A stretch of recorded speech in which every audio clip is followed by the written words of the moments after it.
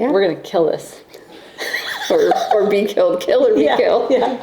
Okay, here we go.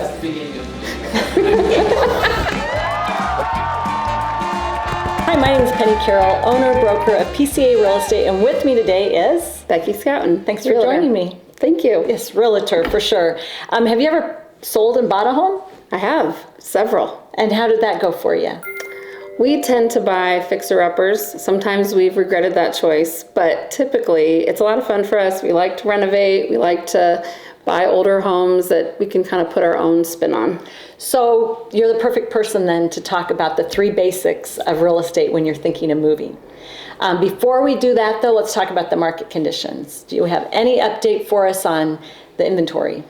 Yeah, we're seeing that inventory is starting to trend down a little bit. We were over 3,000 homes in the Des Moines area that were on the market, and now it's more like 2,500 homes. So 2,500 homes, days on market. We see that a little bit longer. It's about 58 days. And that was pretty exact, wasn't it? So about 58 days, and that has to do with some of the homes coming on the market during the holidays, and that slowed it down a little bit, and now we're seeing it pick up a lot. Yeah, absolutely. We've seen, even in the last couple of weeks, that houses are starting to go more quickly, and buyers are having to be a little quicker on pulling the trigger to get their offer in, and even some multiple offers needing, by a certain time in the evening or whatever, you're having to put in an offer pretty quickly. So your hours aren't 8 to 5?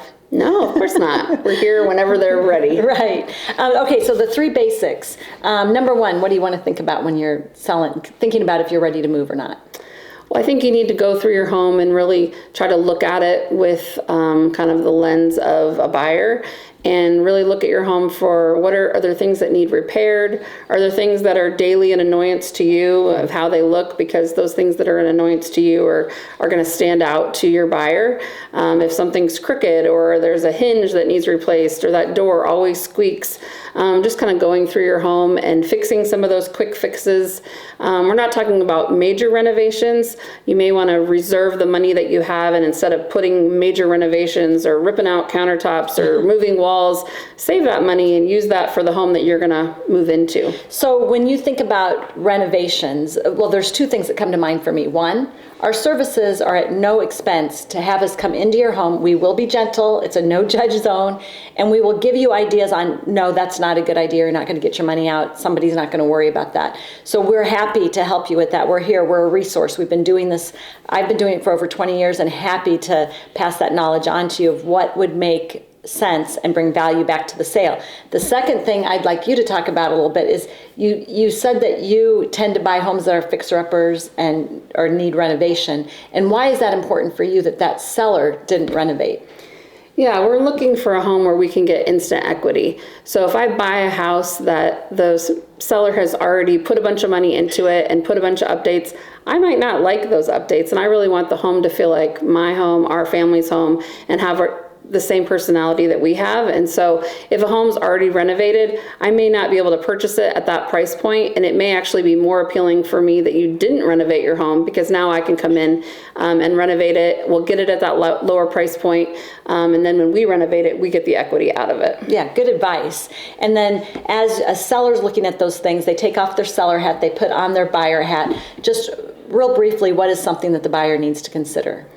Well, you want to look at location. Where do you want to buy? What neighborhood do you want to be in? What schools do you want your kids in? What's the area like? Is it in a flood zone? Is there a lot of crime in that area? You want to just know the neighborhood. What are the homes selling for? Can you even afford that neighborhood? Sometimes you want a neighborhood, but the price, the numbers don't really crunch, and you're not getting into that neighborhood. So you just want to really be wise and really think through what locations you're open to. That's great advice. Will you be my realtor? Sure, of course. Okay, give us your phone number and how they can reach you. Yes, please give me a call, 515-639-4115. I'd love to help you out. Thank you. That's it for Penny Cents. We'll see you next week.